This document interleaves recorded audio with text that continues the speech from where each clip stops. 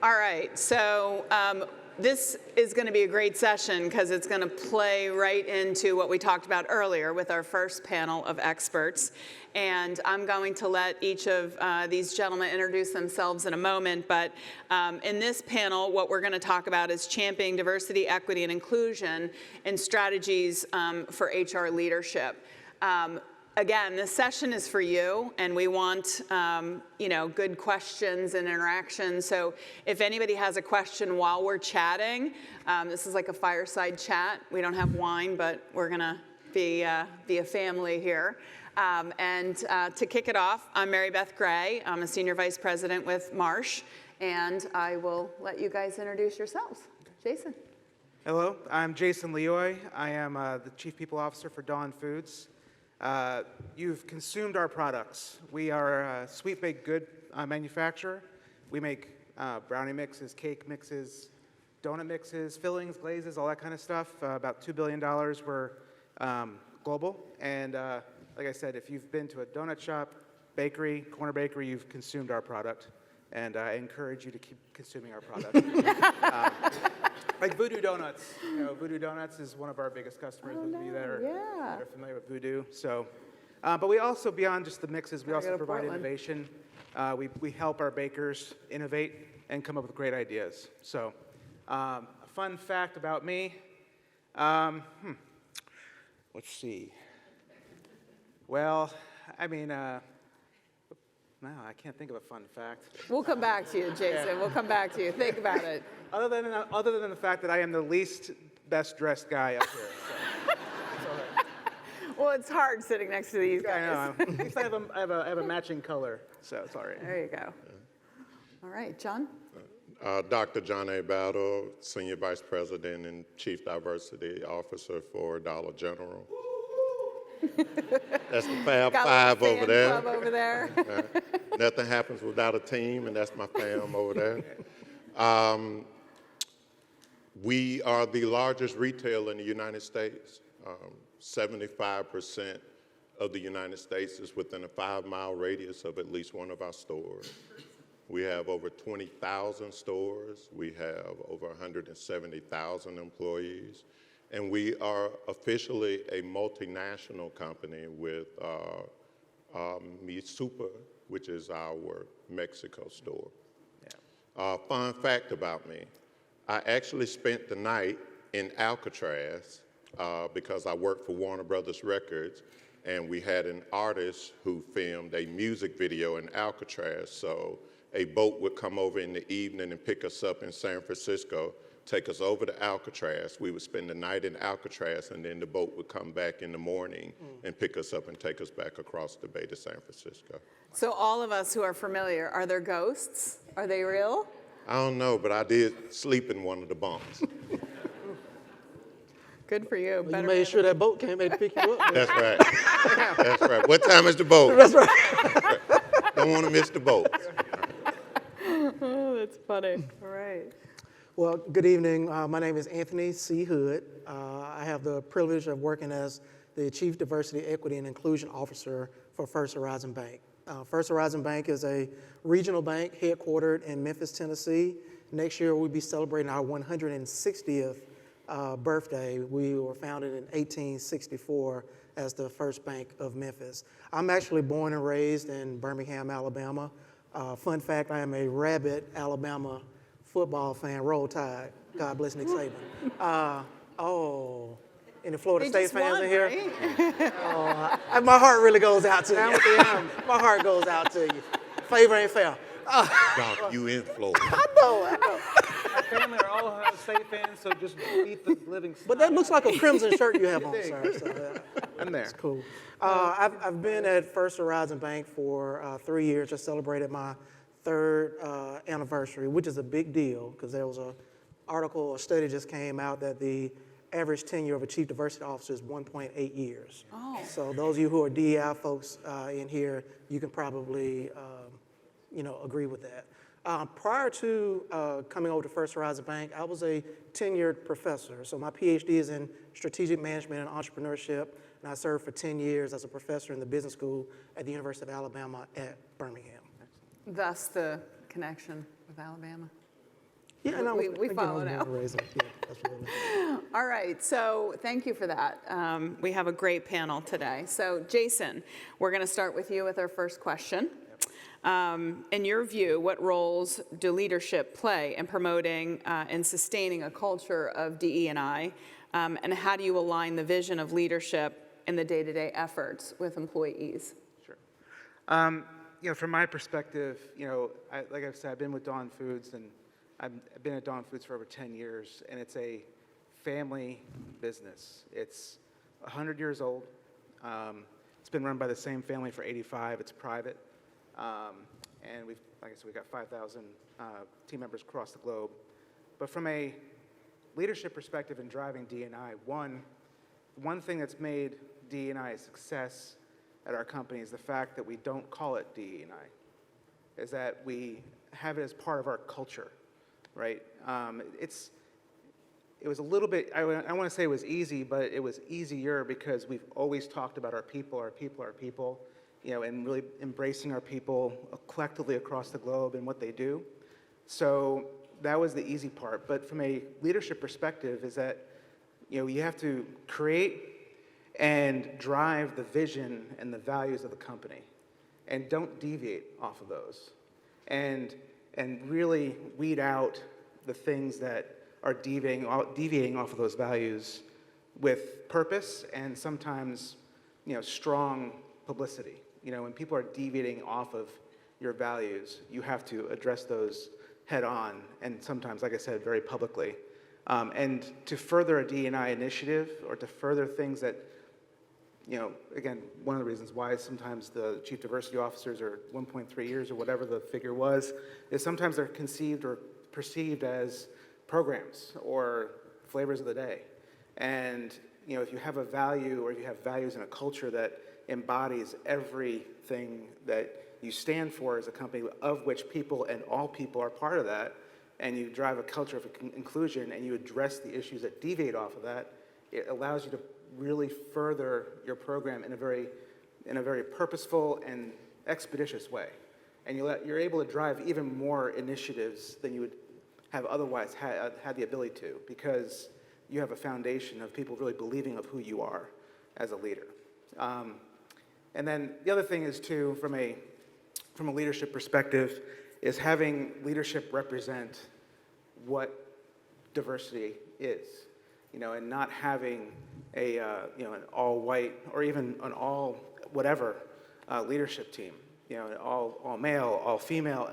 It just has to have it has to encompass what your team member population, or your employee population, or even your customer base represents. And again, from our perspective, it's been easier because our customers are extremely diverse. If you've ever been to a bakery, if you've ever been to a restaurant, if you ever watched the Food Channel, you ever watched Chopped, right? If people start talking about their background and their history, they fall into three camps. They're a family, like they came from a family. They were thrown away by society, either returning citizens out of prison, and then like food service brought them in, and they found their place and they found their voice, or they were alternate learners, and they were they didn't fit in with the norm. So our customer base is extremely diverse. So we have to have a team member representation, leadership representation, a sales representation that's very diverse. So you have to make sure that you're very purposeful from a leadership perspective to ensure that happens. I can go on and on, but those are some core components. Fantastic. Yeah. Anything to add? Well, I just think that what he's saying is spot on in terms of, is it a part of your DNA? Yeah. And, for us at Dollar General, we talk a lot about any leader worth his or her salt today is going to be inclusive, because the world is diverse by default, right? So, you can't be within within a 5-mile radius of 75% of the United States. So at Dollar General, we're diverse by default, but inclusion. And in fact, for us, our frame, I have a point of view that everything in life is how we frame it. So our frame on inclusion is both behavioral and structural, and they both have barriers to them. And as a former consultant at Korn Ferry, having worked with many of the organizations that you all sit in the room with, I know them when I see them. Behavioral barriers show up in that whenever I hear people go, oh, we've never had a woman lead at that level before. Or, oh, we've never had a person of color lead at that level before. And then the structural barriers always show up in that the underprivileged folks that are in any organization are the people who don't know what's being said about them when they're not in the room, who don't have a mentor, who don't have a sponsor, and they don't know how to navigate the organization. If today they sit in the supply chain side of the house and they aspire to go back to school and get a degree in marketing and they want to shift, and they wouldn't even know who to start with having a conversation with in the organization, they are a part of the underprivileged. So for us, it's about how do we remove those barriers, and we put in structures in place. I like to say that structural processes, rituals, and routines are underrepresented talent's best friend, because in the absence of a structure, then we're all left to relationships. And oftentimes, depending upon where you grew up and what you were told, many times for folk that are underrepresented talent, you were raised with a point of view of just go to work your tail off, keep your mouth shut, stay out of office gossip, and eventually people will notice you for your genius. But we all know in the contemporary workplace today, nothing could be further from the truth. So it's how do we put structure in place, and then how do we actually, the behaviors we reward are the behaviors that people will repeat. So how does our reward system line up with the behaviors that we want leaders to model when we think about what inclusion looks like? Yeah, seconding on to that, I mean, one of the worst things that an organization can do, and we had pockets of this where, your highest potential or your most rewarded or your most promoted leader was seen as the office bigot, and we had a couple of those where we had to address it very quickly. And those are folks that were actually with us for a long time, and they were, when you make those moves and adjustments in your organization, it permeates through the organization, and it becomes these guys aren't kidding. It becomes very structural very fast, especially if you have that moment where it's very visible.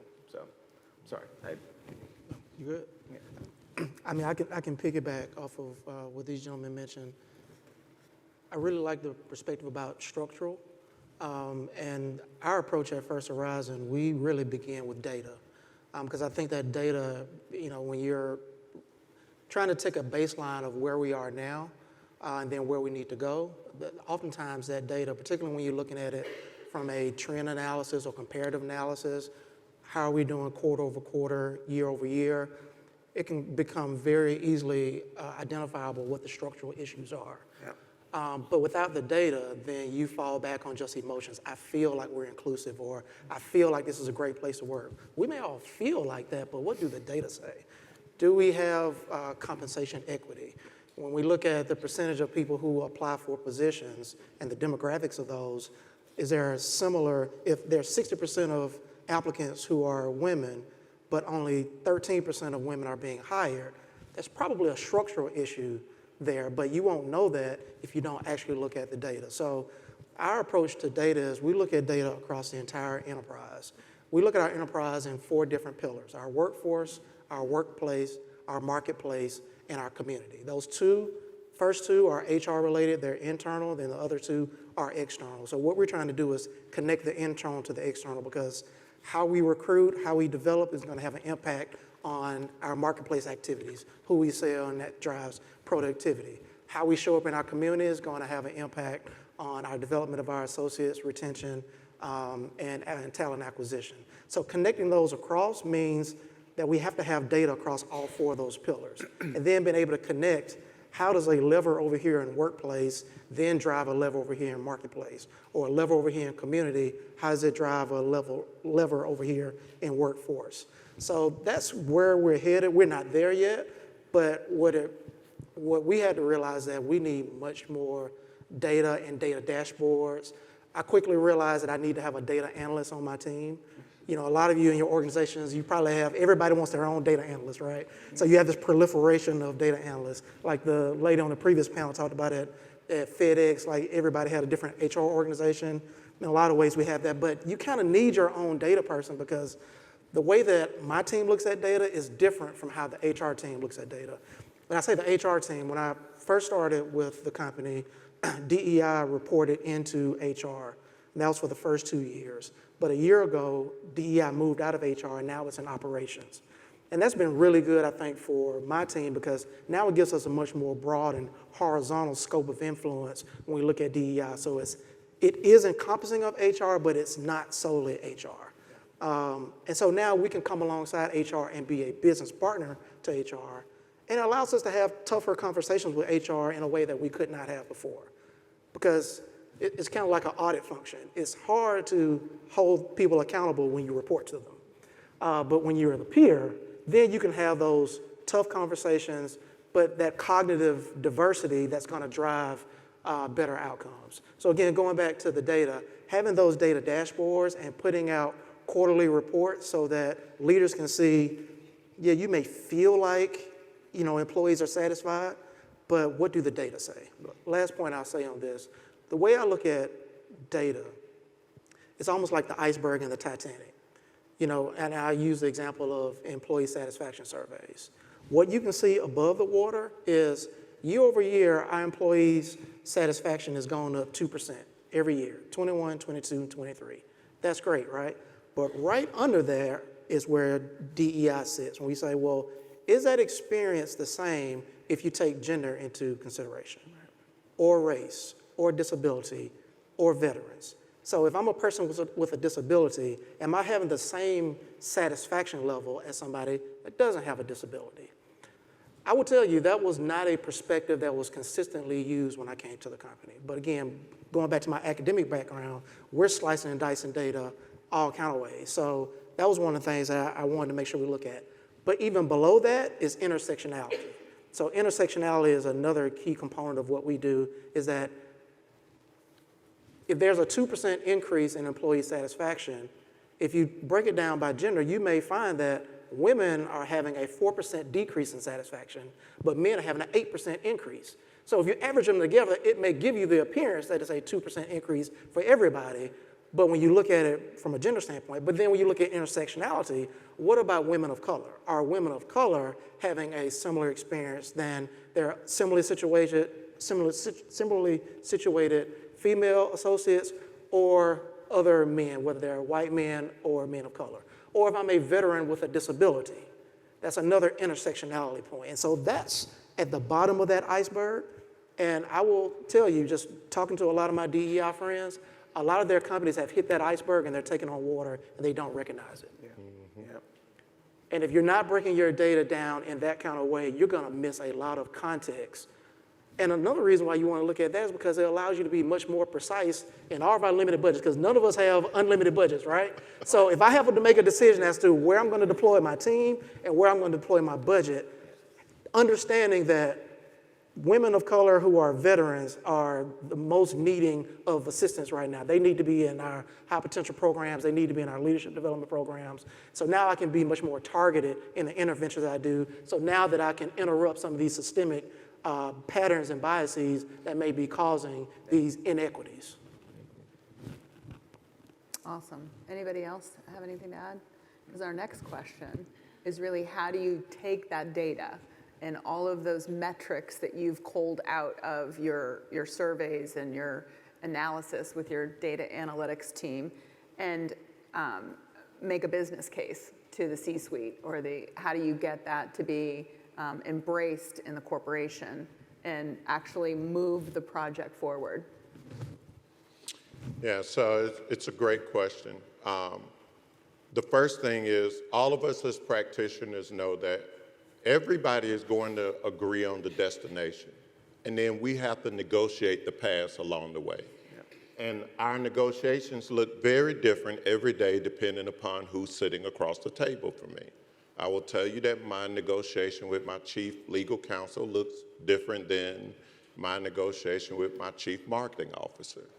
And so one of the things I think from an inclusive innovation standpoint that's really important is having the data, but how do we use the data to tell a story in a way where I'm sitting on the same side of the table as you, and it's not me saying, here's my opinion of where we are. It's us looking at the data and going, here's what the data has revealed, right?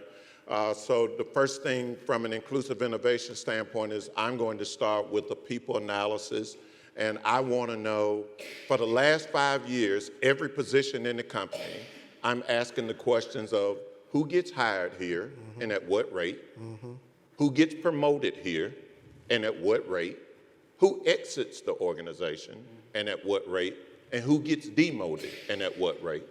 And then I layer that on as I'm building this business case, if you will, with all of the data that the organization feels is important: employee engagement scores, promotion, retention, development, all of those things. So that then the data actually tells a story of where the gap is. And so we start with a gap analysis there in terms of what we need to address, because to your point, no, I don't have unlimited resources, so I need to be intentional. And there's the balance for all of us as practitioners between the passion and the practice. And the passion is what all of us wake up with every morning. Like it's the right thing to do.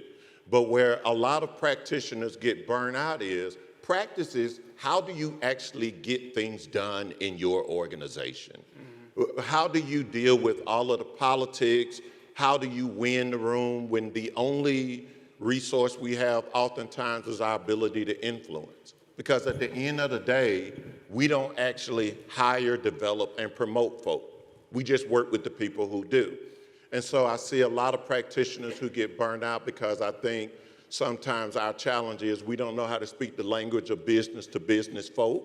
And so we get lost in our own rhetoric as practitioners. And when you speak the language of business to business folk, like I'm always actually looking for dissent because that tells me where the gap is. So I love it when I have a business leader go, I don't understand why we're doing this. Like I look in the lunchroom and we look diverse. Like help me understand, like why are we doing this? I look out in the parking lot and I see black folks like work here. Like why are we doing this? And To me, it's just like they say every time I go into a Dollar Tree, there are people in here. Why are we losing money? right. Like you can't make a decision based on how many people in the store. Right. And so, I love it because that's an opportunity to have a conversation, but more importantly, it tells me where the gap is. And so when we look for dissent, that helps us out to be able to use data to tell these creative stories, and we move the needle. The last thing I'll say is you have to get data to a point. Data is all of the left brain things, but the right brain things is where the creativity comes in, and that's inclusive innovation. So for me, it is how do I get every business leader at Dollar General to become an inclusive designer? How does everyone operate with a filter on? So to your point earlier, how do they look and go, so if my team is homogenous, I already know who's being excluded.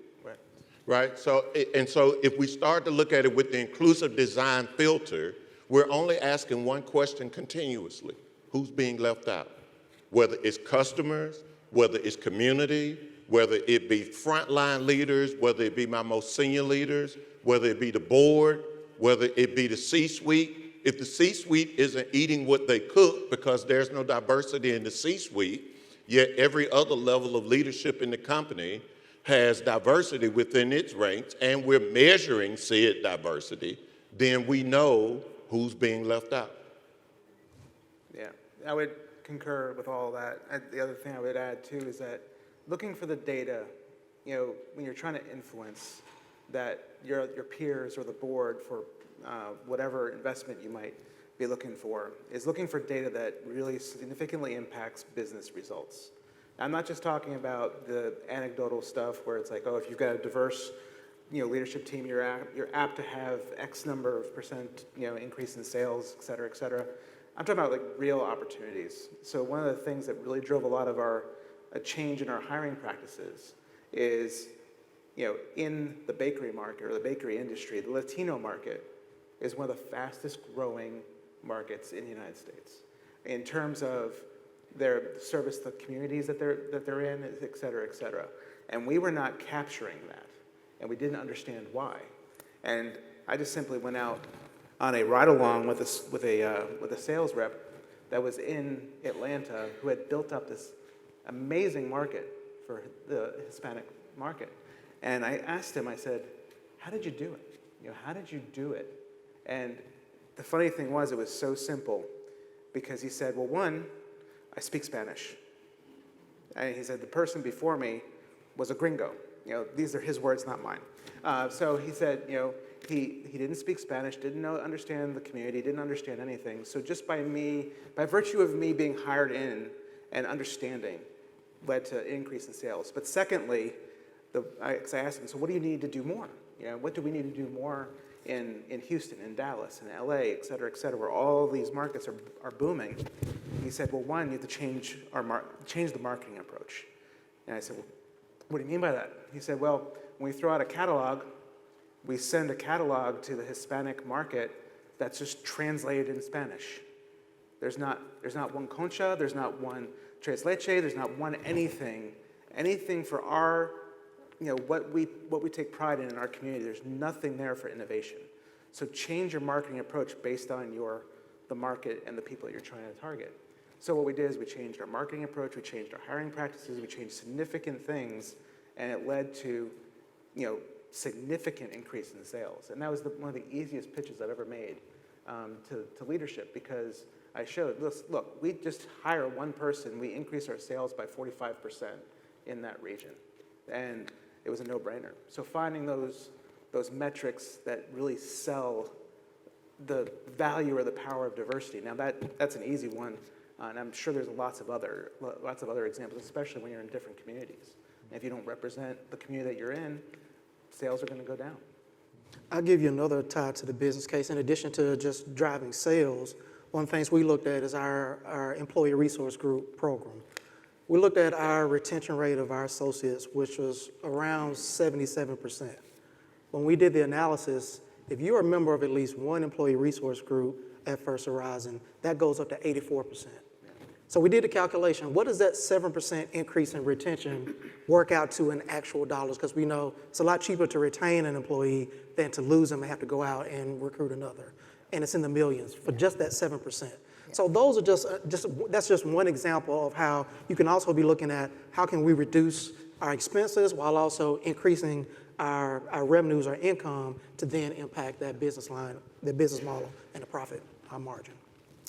Jacob Morgan quoted, this is a quote from him, "In a world where money is no longer the primary motivating factor, focusing on the employee experience is the most promising competitive advantage for companies." So really great insight from the panel here today. I wanted to save a couple of minutes. We have about 5 minutes before happy hour. Yay. I wanted to see if there were any questions from the audience. And we can't really see. Hello, thank you so much for all the information. This is so interesting. A lot of the information you guys were talking about made me really think about the hiring and trying to change, being able to diversify our hiring and recruitment. And what would you say was the best practices that you guys seen that worked for your organization without, diversifying your team, but also not neglecting any other type of diversity, per se? Like if you want to focus in Latinos, how would you focus on that, but without affecting any other diversity, period? So I love it. It's a great question that you ask, because it's always the underpinning as a practitioner what we face. And really the answer to your question is it's not either or, it's yes and. Right. So it's yes, I want to focus. If it's my Hispanic Latinx population that I want to focus on, I want to put an intense focus there while still bringing everyone along. For us, we're really, really clear. When I say equity means everybody, I literally mean everybody. I mean the white guy sitting in the room, I mean the white woman sitting in the room, I mean intersectionality. Like equity means that everybody matters and everybody gets a ladder of development. And development for us is anchored in three things. Number one, the belief that all are capable. Number two, that even if you are not quote unquote phenomenal at developing today, it is an acquirable skill set. And then number three, which is the most important thing, it must be differentiated. Because I know that there's an opportunity anytime I have somebody and they show me the development plan for their entire team and it looks the same. Now, there may be technical components that every member of the team needs.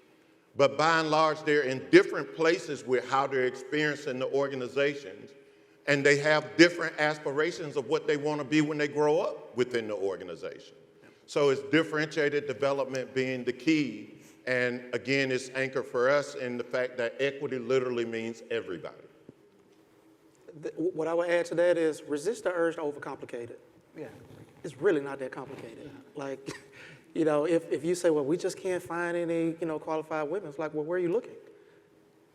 And then, you know, if they have like this blank stare, it's like, okay, well, let's start there. Or You know what I mean? Like, you're not going to find wild Atlantic salmon in a pond in Birmingham, Alabama. You're just not. Like, you have to go where you're likely to find the folks that you're looking for. So just don't who's on the overcomplicate hiring it. team? Who's on the hiring team? You've got a bunch of guys on the hiring team, and it seems overwhelming sometimes to people that are not just a bunch of white guys. I mean, you got to have a diverse hiring team, and that sometimes if you just very purposefully are very intentional around what you're doing, it makes all the difference. You know, to the question about recruiting, just being intentional about it. It's not rocket science. Hi, how are you? Kristen Hayes, McDonald's. Oh, 2 questions. Forget that it's Alcatraz. Who was the artist that you were shooting the movie with? That's the most important question. But I do have like a second like real work question. That is one question that does need to be answered. But the second question I think also that I've been thinking about is when you talk about the intersectionality, can you guys speak about like multiple generations in the workforce? Because I think that tension point is coming to a bit of a head too when we think about all the different intersectionalities. If you guys can speak on that, that'd be great. Alcatraz first. Alcatraz is a whole nother conversation. We're going to take that one offline. Okay. Intersectionality, yes, right? The research is really clear. For the first time ever, we got all 5 generations in the workplace at the same time. Yeah. And like millennials and Gen Z have doubled down, that gone are the days of what the boomers did. Like, we are not about to sign up and get in a lot of debt with a house and a car note and a wife and 2.5 kids. Like, we're not doing that, right? So the contemporary workplace, like I like to say, is almost like the contemporary church today almost, right? Like when I went to church, you just had Sunday school and you went to church. And I had to sit beside mama the whole time, and if I nodded off a little bit, you might get a pinch, and then it was gonna be a conversation later on, right? But you fast forward to today, folks come for many different reasons. Some people in the church because they want to be a member of the chicken frying committee and they want to feed the homeless. Other folks in the church because of the music ministry. Some folks in the church literally because the preacher preached pretty good and they want to do that. It's the same way with the workplace today. And this gets to like what you were talking about with ERGs. Because our ERG retention rate is 87% because they find affinity and community. So many times they come just because they want to be a member of Equal, and that's the only place where they feel they can bring their authentic selves to work, and the fact that we turn up for Pride Month, and they can like be their whole selves, and they'll come, they're gonna get discretionary effort, they will come, they will stay. But for us, it is how do we redefine the workplace today to understand that attract, develop, and retain hits different depending upon who it is we're talking about when it comes to talent. Yeah, and for us, our first, our biggest, and most active ERG is our multi-generational ERG. I mean, they're extremely active. They're pushing out information to our entire population, and it's an amazing group. And we've got people ranging from folks that are just about to retire to folks that just join the workplace, in terms of age. And seeing them together on stage or online in live streams, it's amazing. And it invigorates people. So it's a great phenomenon to watch happen. And our workforce wants more than a paycheck. They want purpose. They want to believe in what they're doing. It's mission critical with that younger generation. So by 2025, 75% of our workforce is going to be millennials or Gen Zs. So understanding that population and what they want and meeting them where they are is mission critical for businesses that want to succeed. It's not a nice to have. It's not. DE&I is not going to be something that's an afterthought. It's got to be one of the 4 pillars of running the business. So thank you so much.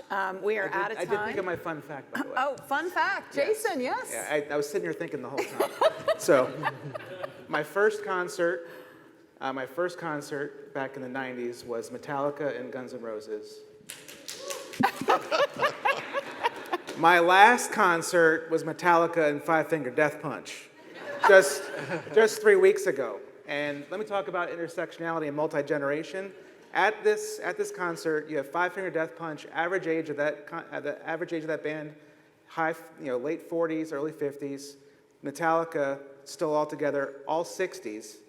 The audience at 6 p.m. on a Sunday night ranged from 5-year-olds to 70-year-olds.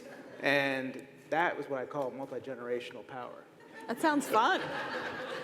All right, so thank you so much for joining us. We have... Ciao.